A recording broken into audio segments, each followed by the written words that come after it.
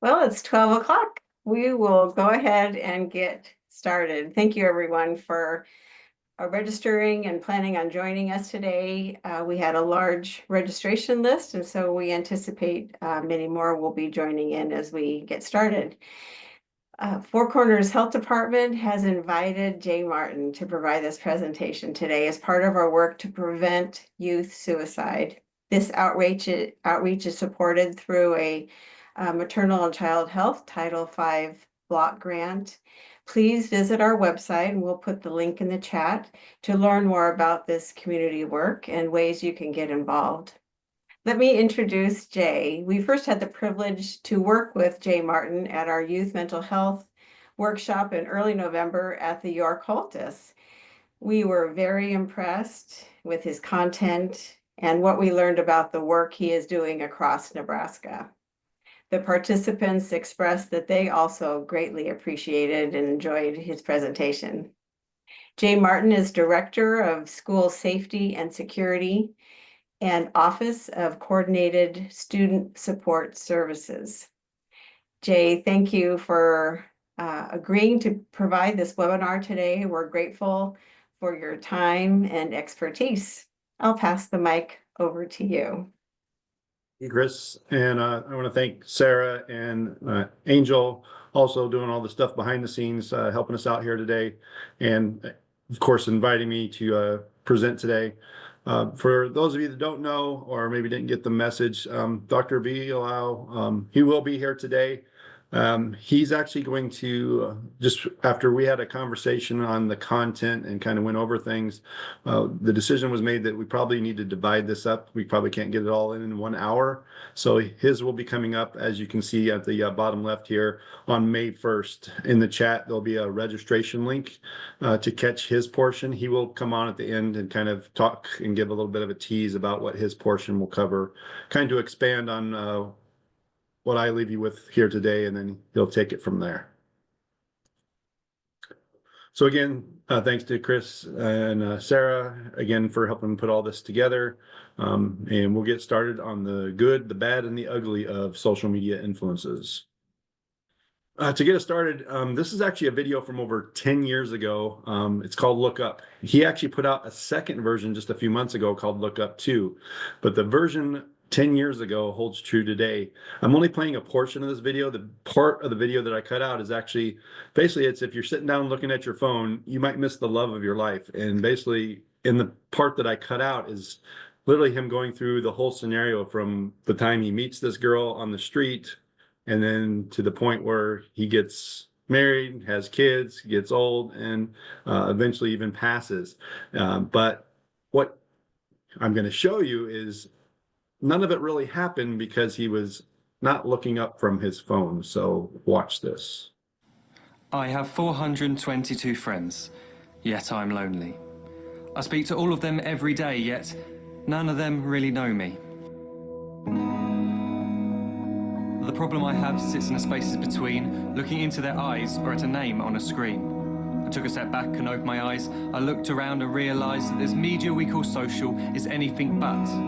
When we open our computers and it's our doors we shut. All this technology we have, it's just an illusion. Community, companionship, a sense of inclusion. Yet when you step away from this device of delusion, you awaken to see a world of confusion. Now the park's so quiet it gives me a chill. See no children outside and the swings hanging still. There's no skipping, no hopscotch, no church and no steeple. We're a generation of idiots, smartphones and dumb people. So look up from your phone, shut down the display. Take in your surroundings, make the most of today. Just one real connection is all it can take to show you the difference that being there can make. The time you take in all you've made just by giving life attention, and how you're glad you didn't waste it by looking down at some invention. The time you hold your wife's hand, sit down beside her bed.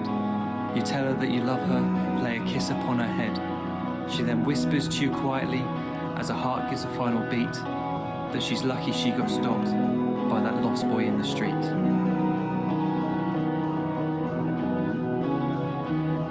But none of these times ever happened. You never had any of this.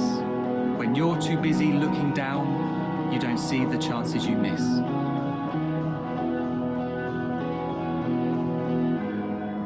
So look up from your phone, shut down those displays. We have a finite existence, a set number of days. Don't waste your life getting caught in the net, as when the end comes, nothing's worse than regret.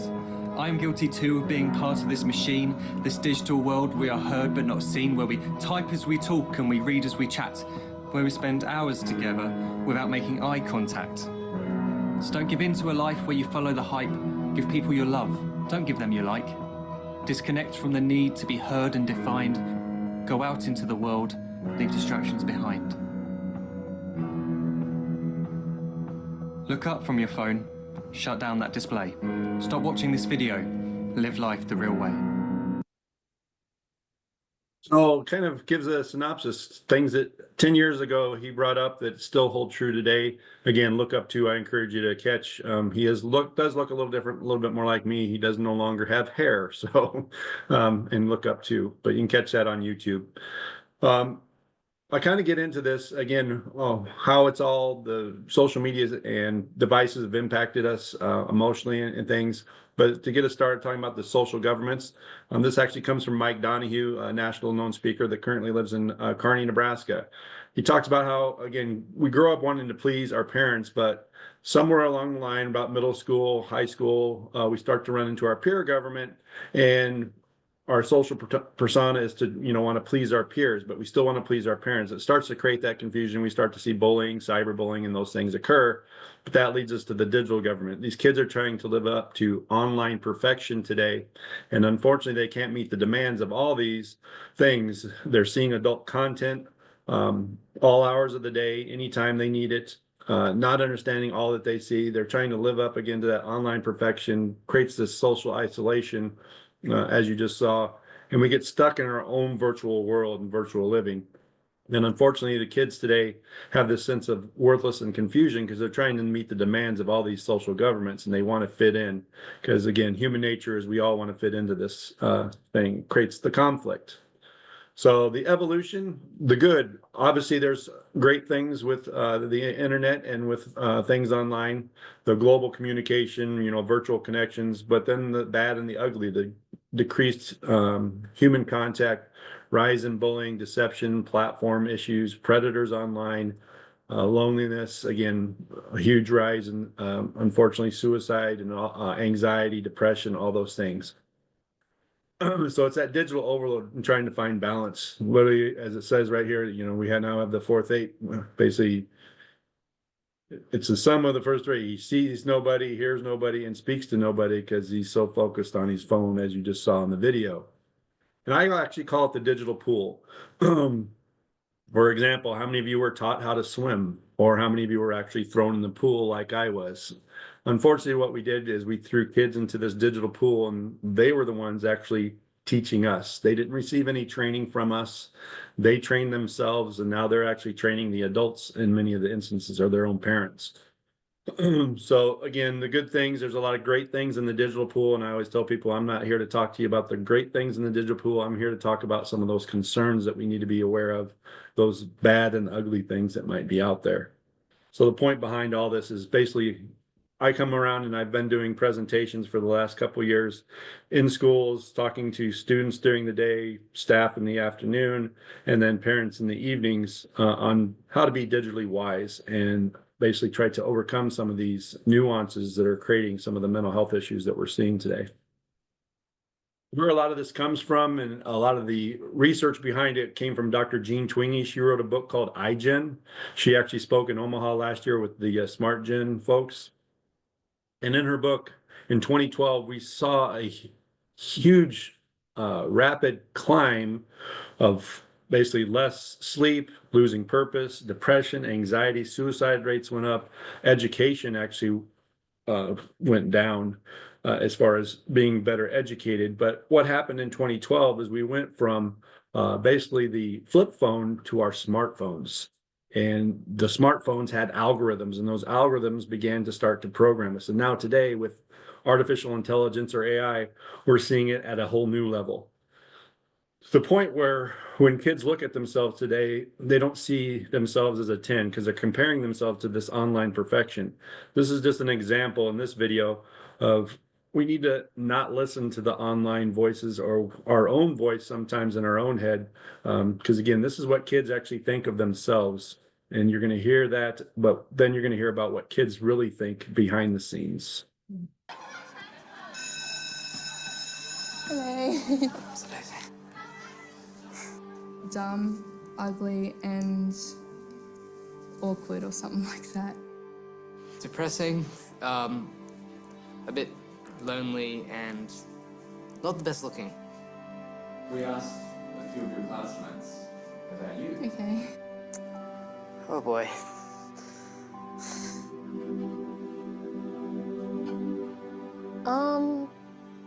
He's very considerate. He's compassionate for other people. She's extremely talented. She's really good at making people feel better. Gentle, and she has an amazing personality. And she's such a sweet, kind person. And he's really good at sharing ideas. One to quickly make jokes, and it does lighten up a day. She's just so kind. I think we need more people like her who are excited and out there and willing to put themselves on the line. People are so nice. This is a bit of life-changing. It was really eye-opening and kind. Thank you.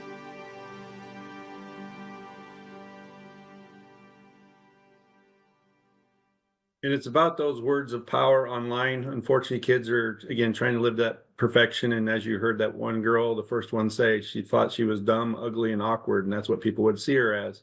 And unfortunately, there's too many kids that see themselves that way, which, again, leads them down that path of depression, anxiety, and towards suicide. One of the books that's out there that's all over the United States, and it's also one that's here, our governor's been using it, it's also part of our legislative bills, is The Anxious Generation by Dr. Hyatt. In that, he talks again about the reinforcing of the rewiring of our brains because of devices. Basically, what we're seeing is kids not playing on playgrounds today, and what happens, it's that play base from phone base where they're not getting the social skills or that emotional bonding that they need or that practice. We've all had some type of practice in our lives, whether it's football, basketball, drama. Why do we practice? Well, we practice to get better. And unfortunately, these kids have experience blockers. Basically, they're all, just as you see in the bottom, talking on their phones instead of having those interactions or instead of playing on playground equipment, maybe fighting over going down that slide without their parents getting involved and having to resolve it on their own. By getting those little stressors or little pieces of practice, it actually helps them develop and become better human beings. And then unfortunately, that's part of what the problems that have been created by, again, kids staying at home, playing video games, or again, even when they're out, as you see, aren't even interacting with one another. So here is Dr. Hyatt explaining a little bit about his book. All of these apps are competing with each other to keep your kids' attention. And what that means is you want to get them to do a behavior and then get a reward on a variable ratio schedule. That's the way you addict someone. That's the way you get rapid levels of behavior, whether you're training a rat or a dog or a child. And so you don't want your kid exposed to a company that's going to do stimulus, response, reward, reward, reward, quick dopamine hit, brain rewires because there's too much dopamine. You're now less responsive to dopamine. And so a kid who is playing these incredible video games and this incredible pornography for hours every day, when they're not doing that, their brain says, this is so boring. I can't stand this, whatever it is. I need stimulation. That the amazing human adaptation that makes us cover the world is culture.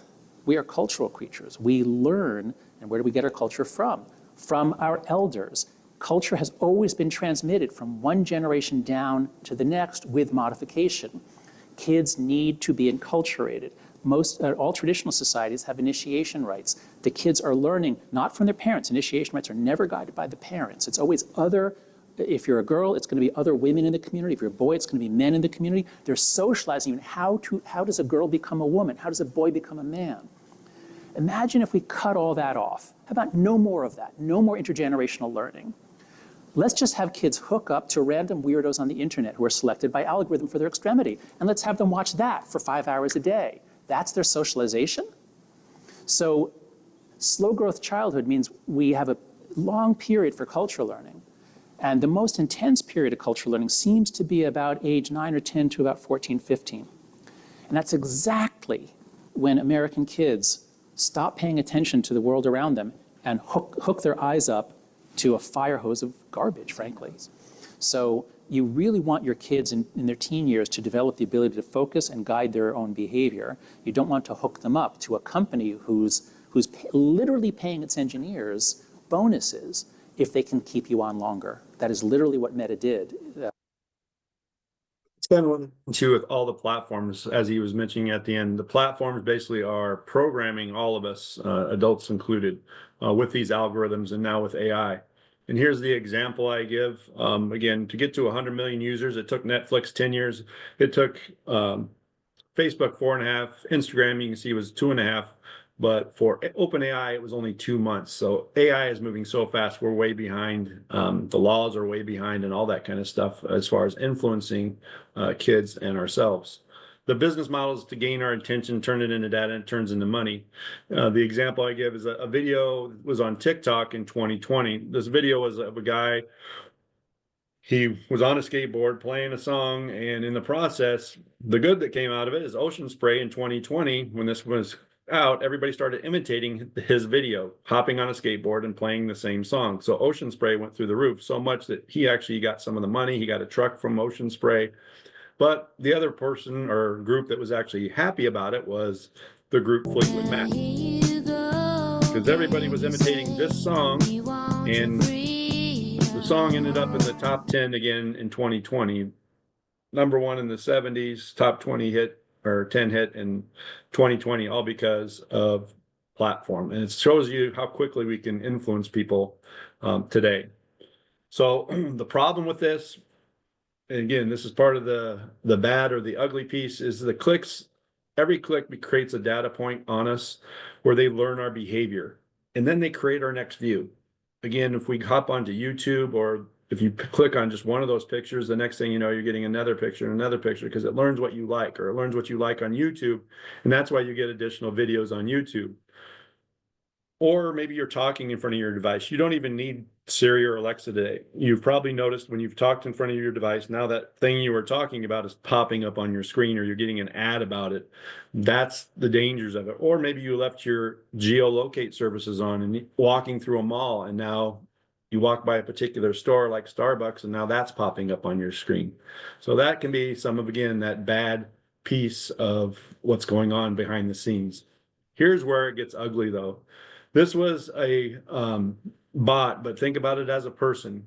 It was called Kentucky 96. It was made to look at depressive content on TikTok.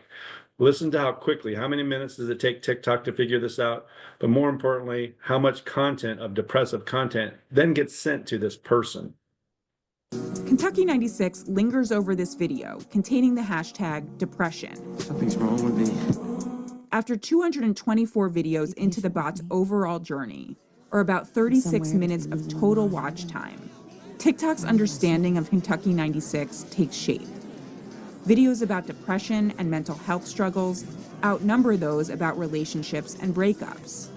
From here on, Kentucky 96's feed is a deluge of depressive content. 93% of videos shown to the account are about sadness or depression. People been looking at me. I'm just like, what you looking at?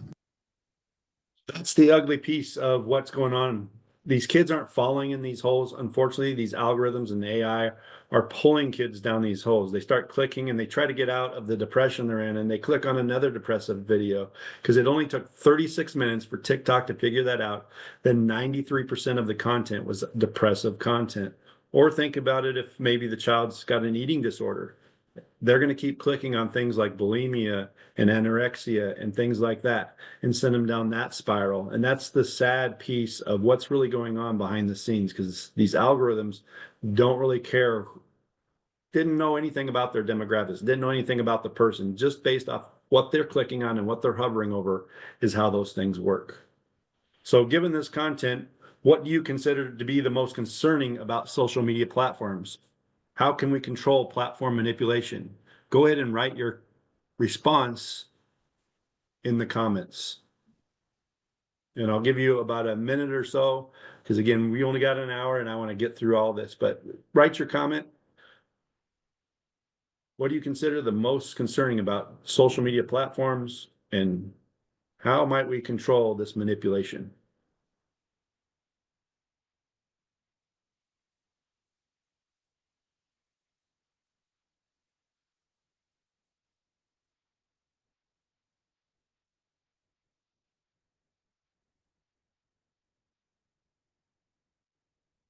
As you think about it and write that in there, I'm going to move on to the next piece. So that's platform pressures, how the platforms are kind of working behind the scenes. Synthetic media is really about journalism. Journalism used to be by degree, but it is no longer. Anybody can go online today and create fake news. What you can do is put out that suggestion or idea, create your own misleading, promote your own point of view, especially if you know how to use AI or, again, algorithms.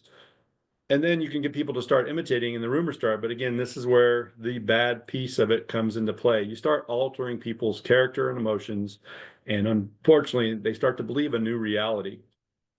It's called confirmation bias, because does anybody in this room like being wrong? Well, of course, none of us want to be wrong. And that's just human nature. Well, it's also how they keep you clicking. They're never going to tell you you're wrong. They're going to keep reconfirming what you already believe to be true. And that's really how it works. You keep clicking on things and keep going down that rabbit hole, like what you just saw, because they keep feeding it to you, because they're never going to tell you that you're wrong. If you believe in some conspiracy theory, they're going to keep telling you that conspiracy theory is true. I actually had an 8th grade student that did exactly that. Every day he would come, Mr. Martin, look, I've got this conspiracy theory. And I told him, you need to quit clicking on that stuff. You're just going to keep getting fed that information. And that's exactly what happened to him. Again, it's called my-sided bias or confirmation bias. It's an echo chamber, which brings us and drags us into those rabbit holes. It's that loudest online voice that can create this type of thing. Again, if I can activate your emotions, typically if I can get you angry or upset, I'm more likely to keep you. And it's all about those government loyalties and your own biases that you might have within yourself. The 3 barriers to finding the truth is our own impulse. We have emotional triggers, our own social conformity that we believe in because of our own virtual world that we're clicking on. The institution, our preconceived notions, again, of what we believe to be true. Then there's that dark side of that. The incentives, again, they activate through dopamine. By just clicking on things, getting a like, follow, or view activates your dopamine. It's part of the reason why we get addicted. So it's tough to get to the truth. So what do we got to do online? What we're saying you need to do is try to disprove what you believe to be true, because we don't see things as they are. We see them as we are. Because do you see 3 or 4 there? Well, it depends on your position, and your position is based on what you see, hear, or feel. And online, that's what develops your attitude, but it's all based off one thing, and that is your position. So you got to purposely change your position online, because what you're seeing online, guys, is probably some version of the truth, or not even true at all. They say about 70% of what we're seeing online is somebody's version.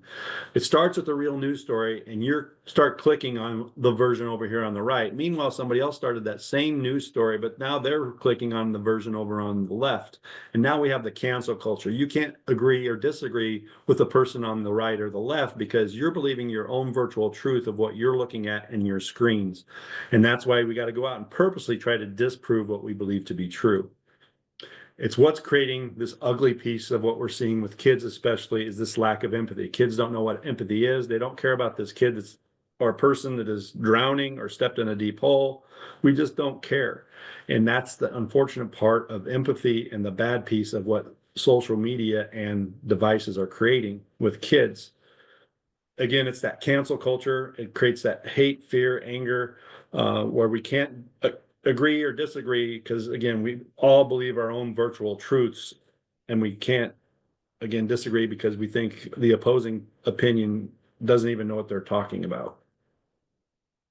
It's also hard to tell. These can be good, bad, or ugly, but deep fakes. This guy does it for fun, but you can see where this could go south really quick. The guy in the middle is actually not Tom Cruise, but he hops on TikTok and he digitally transforms through a deep fake and looks and sounds just like Tom Cruise. This is not Tom Cruise, but you would not know it unless he didn't tell you. In this reel, you're going to see my amigo, Chris Umi. He's going to introduce to you the wonderful world of deepfakes, how AI and VFX are unlocking the future of our imagination.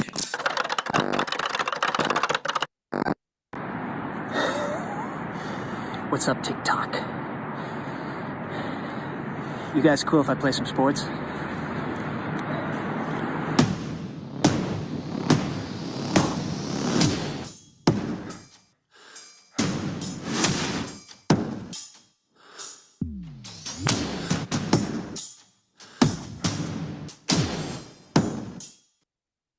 It's just that quick. He just digitally transports Tom Cruise's face over his, and you don't even, and wouldn't even be able to tell. And unfortunately, that can happen to anybody today with AI.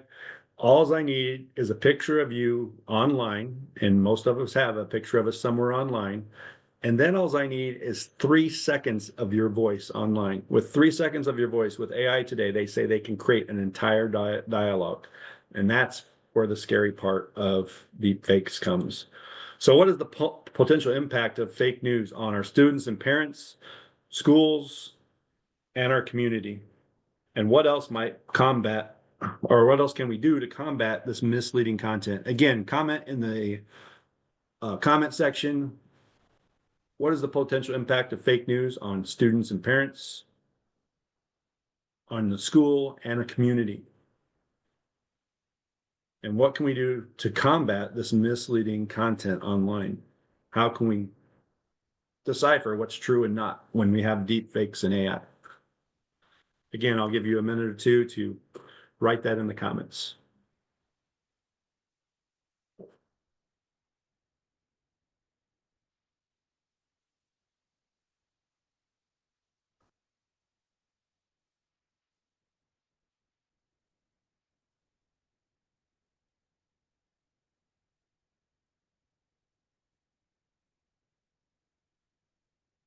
Teaching kids how to check sources, that's good. The distortion of reality. Checking URLs is another one. Checking the source. Again, changing your position. Things I mentioned. Those are all things that we can do to try to combat this misleading information. But again, it's very difficult when we can't tell what's true or not. All these things, the platforms, synthetic media, all use our emotions to, again, try to attack us. And again, especially with kids, again, human nature is we all want to be liked and loved. And it's these emotions, not facts, that fuel these digital responses, the echo chambers. Again, reconfirming what we already believe to be true, making sure we're never wrong. It creates those extreme opinions and those alternative truths and those rabbit holes that we fall in. It started back in, a lot of it, we saw a huge part of it in 2020. They called it emotional contagion or social contagion. This was a quick video that was actually talked about during the coronavirus. You may not have been exposed to the new coronavirus, but you've almost certainly been exposed to an adjacent contagion. Maybe you've even helped spread it. There's a strand of social thought called contagion theory, which looks at the way that ideas spread, sometimes irrationally, in large groups. Some social theorists assert that the way social media works is by exploiting our emotions. Facebook invites you to respond to a post with an emoji. Like, love, laughter, amazement, anger, crying. These are emotions that you broadcast out to your followers and invite them to do the same. The effect of posting a picture of people queuing to buy toilet roll or hand sanitizer is similar. You're prompted to ask yourself whether you should be doing the same. It's addressing you on an emotional rather than a rational register. Nobody is going to shut Facebook down, nor should Facebook be blocking photos that might accentuate the panic. But we as individuals do need to think carefully about whether the content we're posting is helpful or whether it's just feeding the frenzy. And so that's the issue is, again, it's that social contagion. Again, it drives on emotions, our own emotions. It's that fear of missing out. A kid feels like they're not a part of what's going on TikTok, Instagram, Snapchat. So they have that fear of missing out, of not being a part, or maybe it's that competitive challenge that's online. And then maybe they want to be TikTok famous or YouTube famous. And I always say, well, rather than fame, you need to worry more about your face. I just shared with you how AI can use your face and really change what's going on. The address. Predators are real online, and unfortunately, they do target children.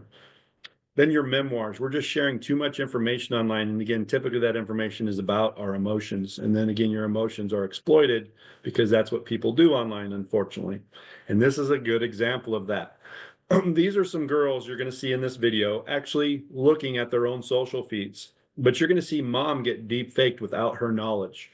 Mom also believes that it was no big deal, just like the daughters did, what they're viewing. But you're going to see they're actually toxic beauty ads, and they actually are very harmful.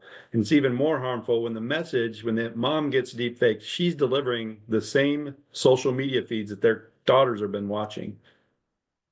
It's all about that online perfection that these girls are trying to live up to. It's that, again, ugly piece online. Social media can be good, but it can be bad as well. In terms of her building her confidence, it can build her confidence. Margie is just trying to find herself now, you know. She's not influenced by social media yet. Most of the influencers that I've seen have definitely had a positive impact on me.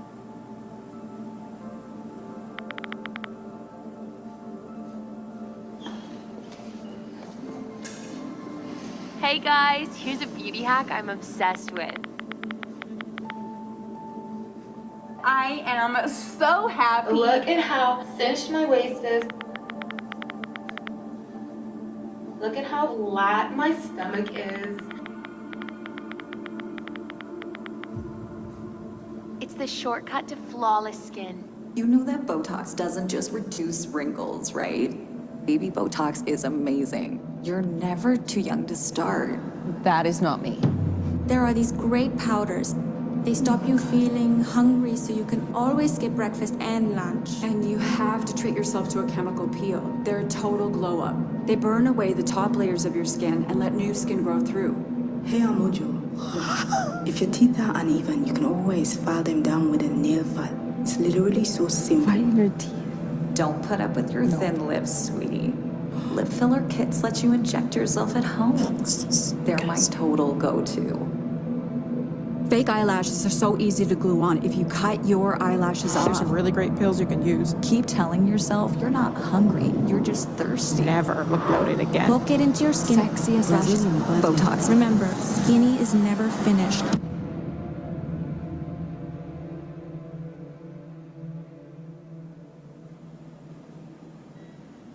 Oh.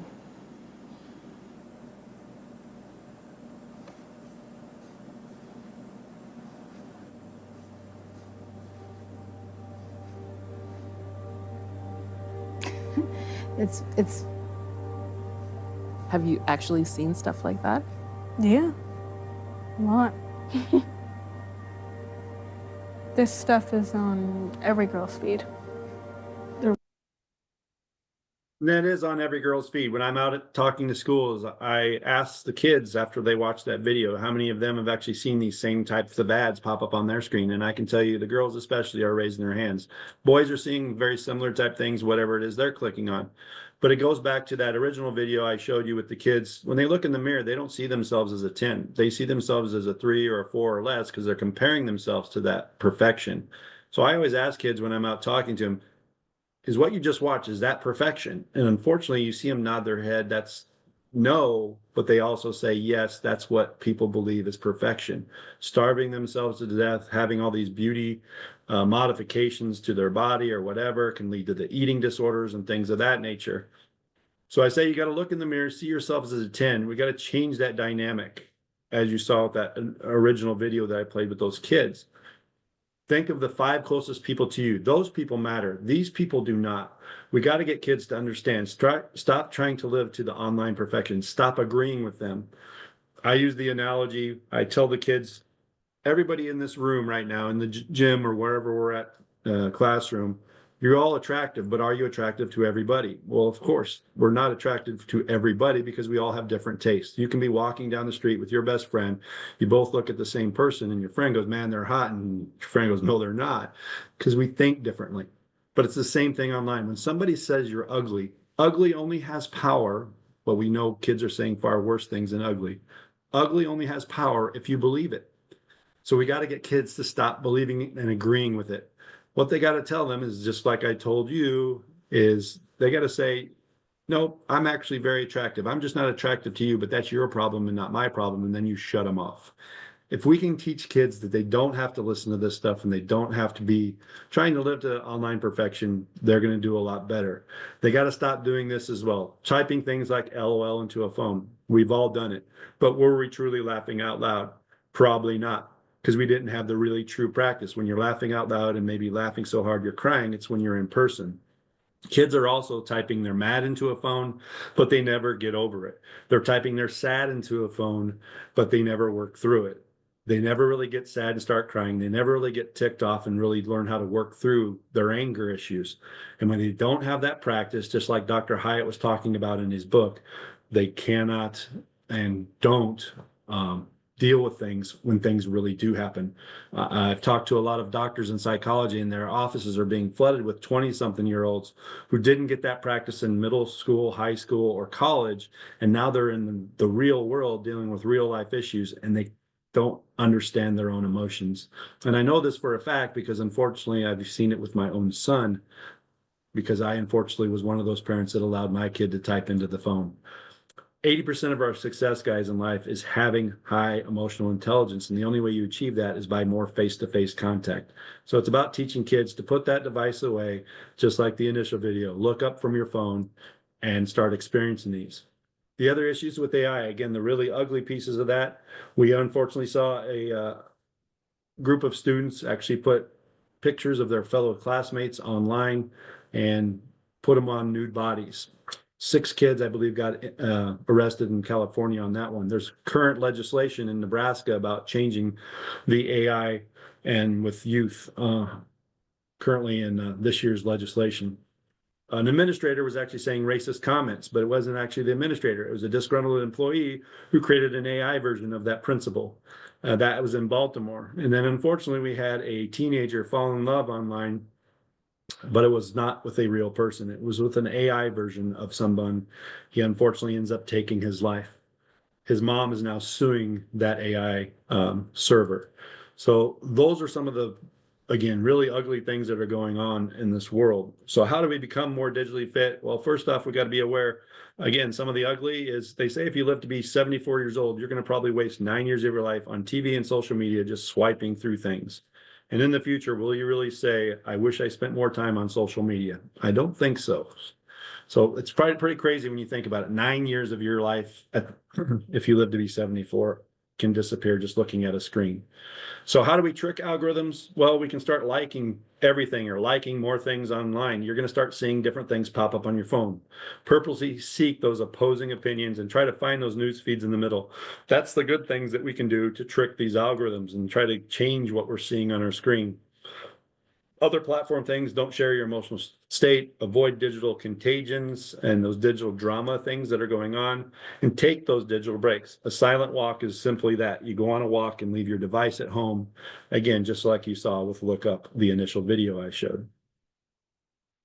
Again, is the wall red or is it blue? No, it's blue, stupid. Well, again, we got to understand there are different sides to every story and be open to what other people's perspectives are. Again, what is their position? You need to change your position. Remember, it's okay to debate, think differently, and have differences and coexist. Don't just try to cancel somebody just because they don't believe what you believe. And unfortunately, we see a lot of that going on right now in our world.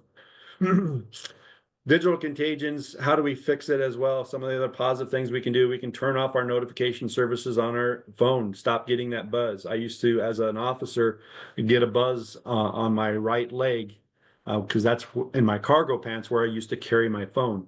Well, even when I didn't have my cargo pants on or the phone in that pocket, I would still get that buzz. I literally rewired my own brain to be in tune with listening for or trying to feel that phone buzz on my leg. Gaming only 2 hours or less. They say anything over 2 hours can create some mental health issues. The grandma test is a simple test for kids to remember. I tell them to think about grandma being over your shoulder every time they hit send. Was grandma smiling or was grandma upset? If grandma was upset or smacking them upside the back of the head, they probably shouldn't have hit send. Kids remember that one. I still get kids that come up to me. I remember the grandma test, Mr. Martin.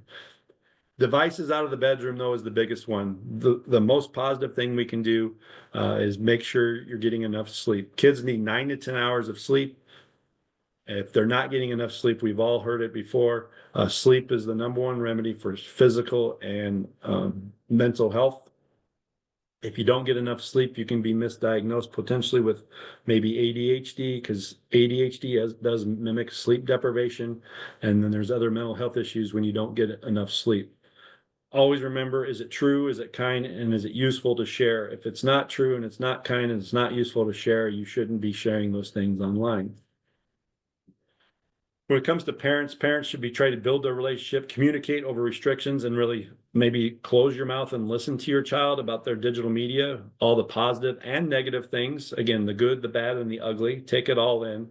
Suggest time management apps, purposeful and intentional with what you're trying to get your child to do. The only way you cure addiction, guys, is you got to find something better. And it's up to us as the adults to help kids find what else is better other than playing video games all the time, going out for a walk, or playing basketball out in your driveway, whatever that is.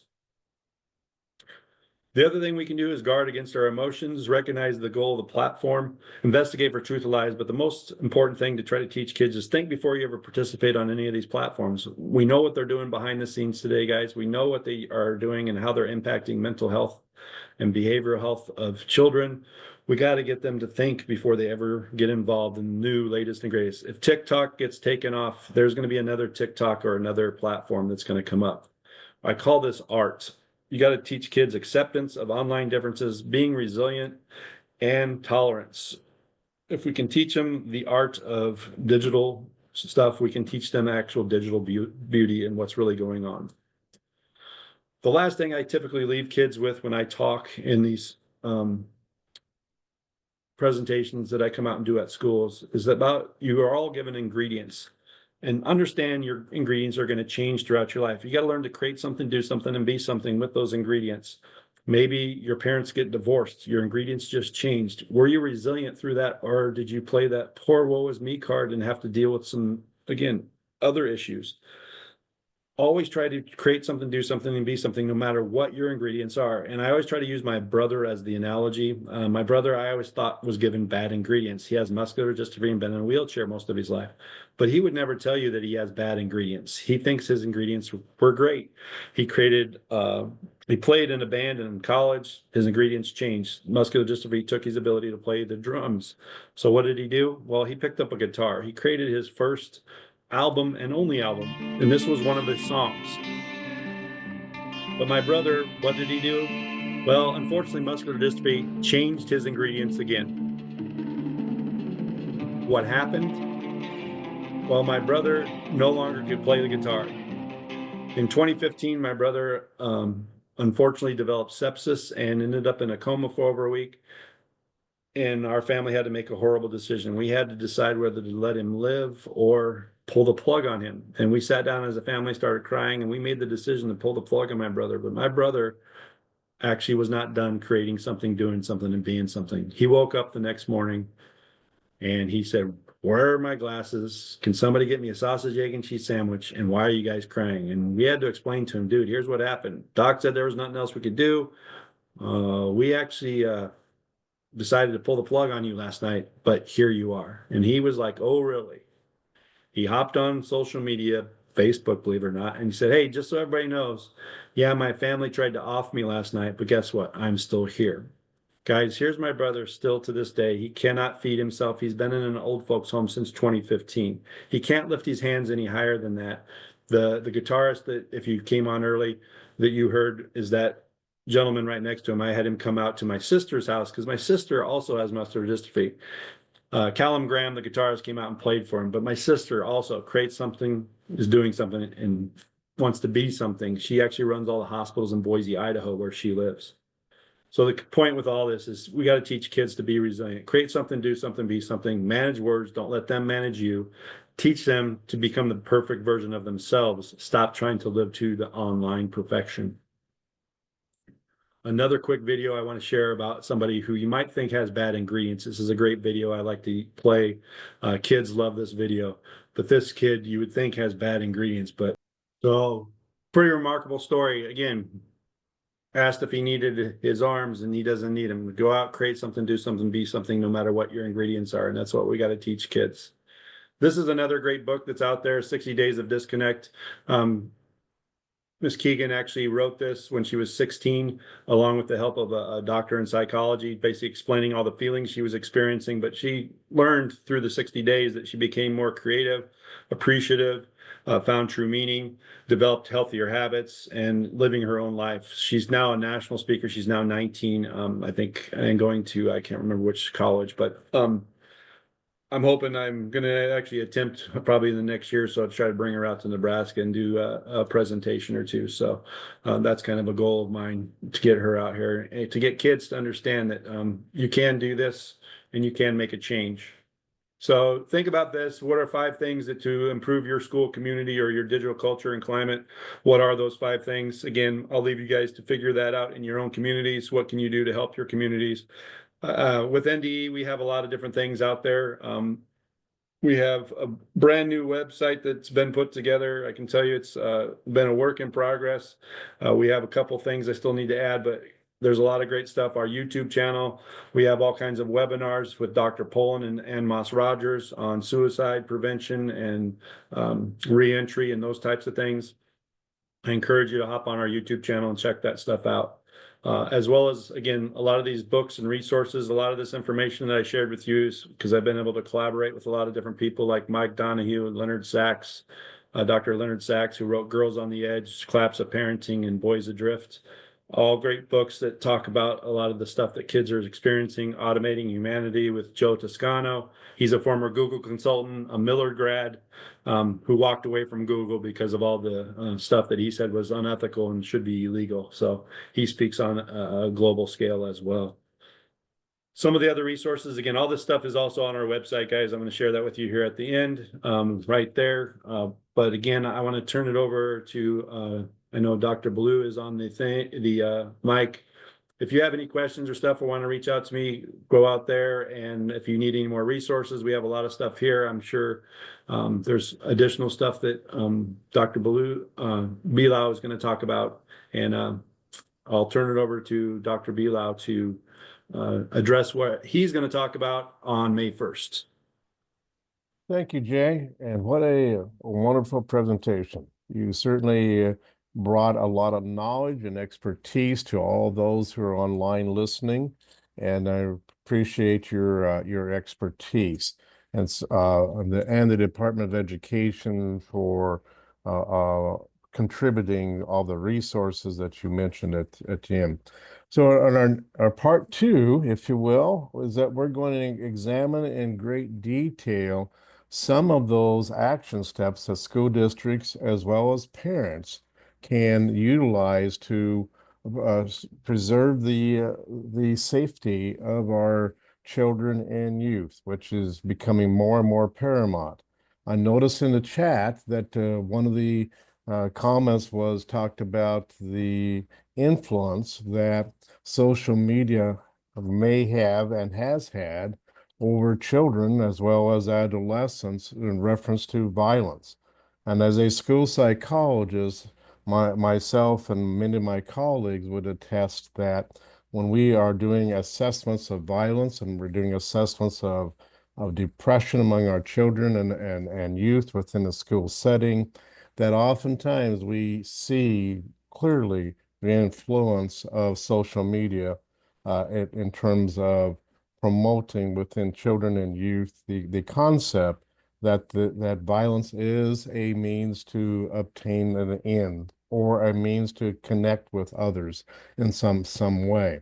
So certainly we will, on May 1st, we will go into part 2. What can we encourage parents and school districts to do to assist our children and youth to move to a safer approach to connecting with social media, as well as simple messaging among each other, which can be, I really appreciated your note on one of your slides where you said, manage words, don't let them manage you. And that is certainly a pearl of wisdom. I think all of us need to communicate within our school settings to our children, youth that have easy access to social media and messaging. So again, thank you, Jay. You did a great job. I appreciate it. And I'll turn this back over to Chris so we can kind of move forward. Maybe perhaps there's a few comments in the chat that you may want to respond to as well, Jay. Thank you. Yes, thank you so much, Jay. That was excellent. And we have a couple moments if can we open it up if there are questions or comments? Do you have time for that, Jay? Plenty of time, yeah. So if you want to write it in the chat, or you can just hop on your mic and let us know what your questions might be. Mm-hmm. And if there are also some things that you have found as good ideas in your community or things that you have implemented or would like to implement, I think that we'd welcome those also. Sarah put, again, repeated in the chat, our session 2 and with Dr. Bilal. And so that's May 1st. Again, it's a Thursday and it would be at noon. Please join us then for Dr. Bilal's presentation.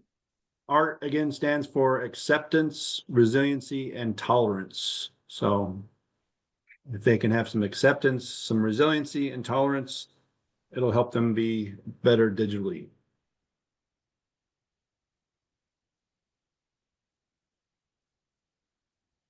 What are your thoughts on about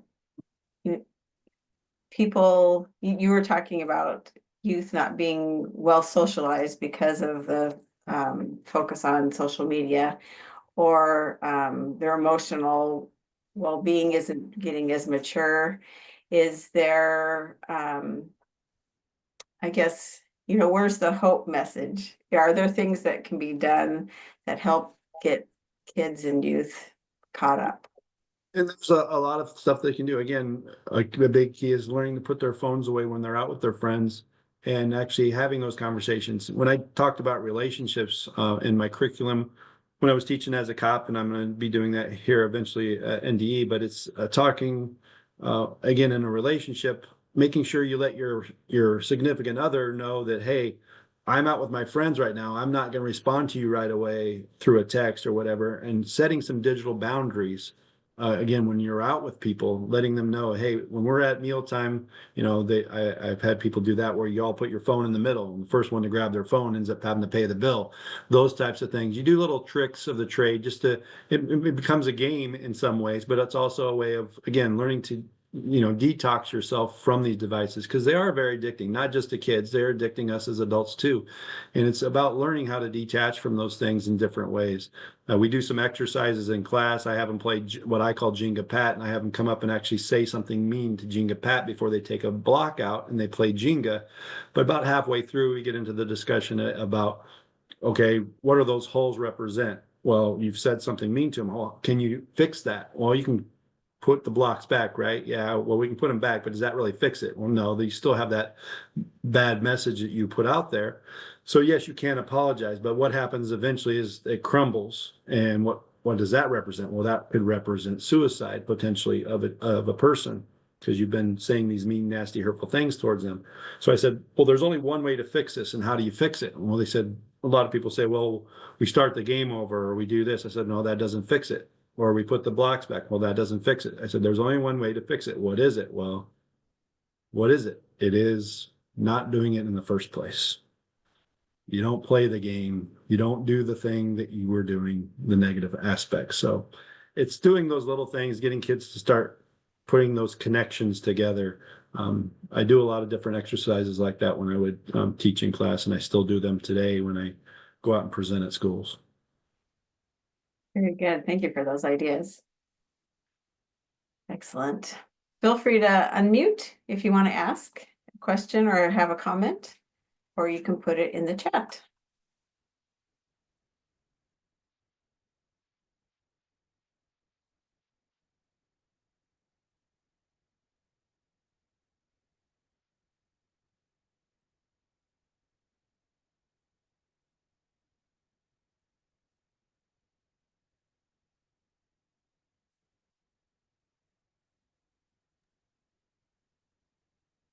Well, it's 12:57.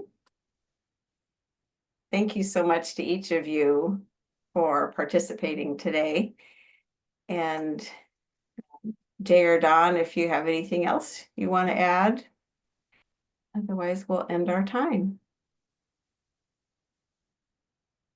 I just want to say thanks again for having me speak on behalf of Four Corners and being able to have this opportunity. And I look forward to seeing many of you on May 1st as we move into methods of promoting safety that allows us to also promote positive youth mental health and in the face of the social media messaging that youth are utilizing. Thank you for joining today. And Chris, back to you. Very good. Very good. Thank you again, Jay, for your time and expertise. We are very, very grateful. And Don, we'll look forward to you on May 1st. Take care, everyone. Thank you.